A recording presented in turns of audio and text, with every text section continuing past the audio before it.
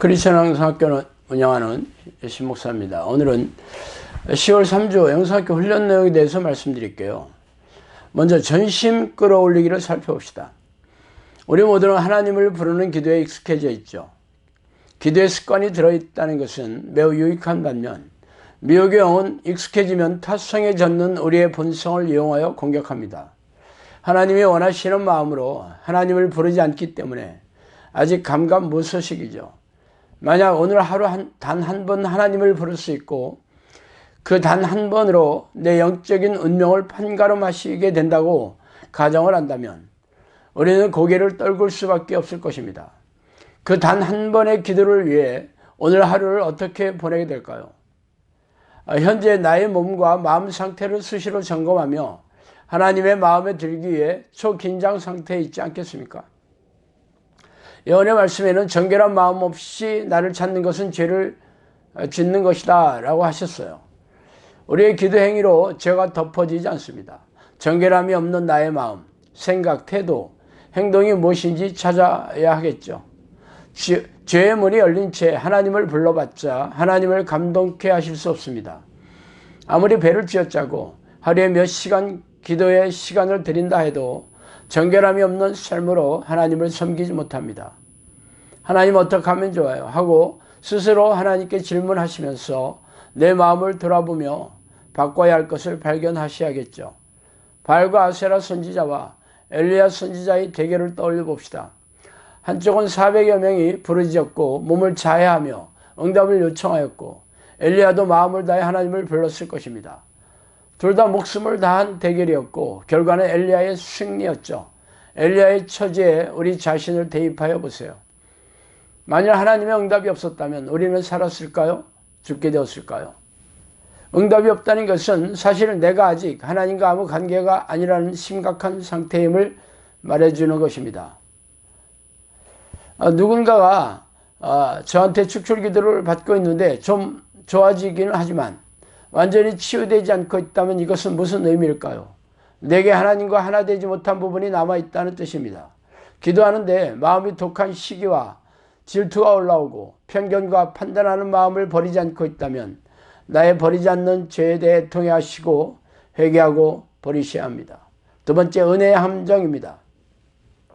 열왕기하 18장 19장에는 이스라엘 역사상 놀라운 믿음의 소유자였던 히스기야 왕의 일대기가 나옵니다. 히스기야는 다윗의 모든 행위처럼 여호와께서 보시기에 정직하게 행하였다고 평가되죠. 그는 남유다의 왕으로서 여러 산당을 제거하며 주상을 깨뜨리고 아세라 목상을 찍었으며 당시 유다 백성들이 분향하며 섬겼던 놋뱀을 부수는 등 놀라운 믿음의 왕이었습니다. 힘이 없어 아시리아의 산헤립에 침입을 받았을 때 하나님의 사자가 시리아 군대 18만 5천 명을 치시고 본국에 돌아갔던 산헤립 왕도 칼로 죽게 하시는 역사를 경험했고 히스기야 자신이 병들어 죽게 되었을 때 지구가 거꾸로 자전하는 기적과 함께 그의 병을 치유하시는 전무후무한 은혜를 경험하였습니다. 사실 병이 낫는 것보다 지구의 자전 방향을 바꾸는 것이 훨씬 더 어려운 일일 거예요. 자, 그러나 이후 히스기야는 바벨론에서 사자가 왔을 때 자신의 위대함을 자랑하기 시작했습니다. 그의 범죄로 이후 유다는 바벨론의 침입으로 망하게 되는 벌을 받죠. 그런데 더욱 이상한 일은 히스기야가 이전과 같이 눈물로 회개하거나 하나님께 간절히 기도하지 않았다는 것입니다. 하나님께서 은혜를 많이 주실수록 마음을 겸손히 낮추지 않으면 귀신들은 우리 마음을 장악하고 쉽게 변질시켜 버린다는 것을 알아야 합니다. 은혜는 자격이 없는 자에게 긍휼로 주어지는 것이지 자격이 있어서 받는 것이 아닙니다. 신명기 9장의 모세는 이스라엘 백성에게 말합니다.